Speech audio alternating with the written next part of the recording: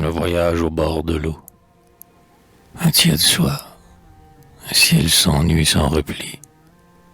De ces roseaux qu'un souffle à peine frôle, des brumes qu'une fée attache à son épaule, une sérénité de silence édoublée, une onde paresseuse et les langueurs d'un saule.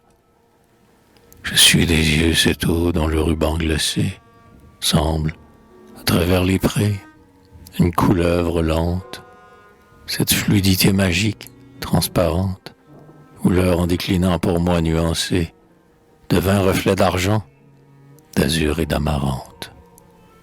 Et mon rêve, guidé par le fil du courant, s'éloigne, et puis s'éloigne encore.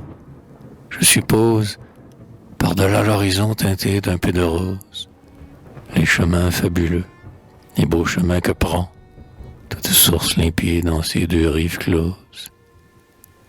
Je suppose à loisir l'étrangeté des ciels, les nocturnes soleils nimbés de sortilèges, et les mornes sapins enveloppés de neige, qui se mirent, figés comme artificiels, dans la virginité des ondes de Norvège.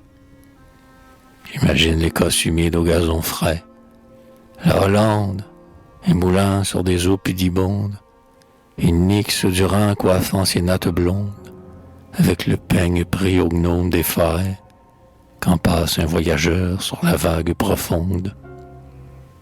Je découvre les flots sauvages, les torrents, qui murmurent au fond des gorges de Bohême, et la verte Dono, plus ample qu'un poème, et ses pâles ruisseaux va boire en pleurant, dans les légendes d'or, la princesse qu'on aime.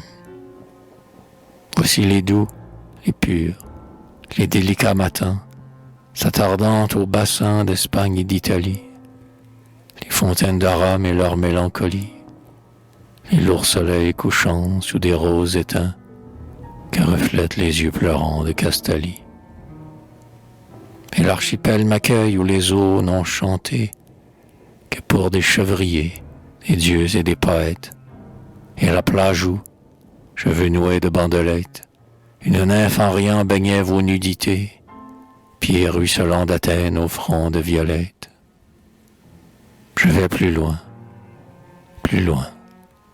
Il me souvient encore, et du Gange opulent, et des fleuves de Chine, et des jaunes rameurs ployant leurs maigres échines, et des soirs d'Assouan, et des nuits de Luxor, car mes yeux font le tour du monde, j'imagine.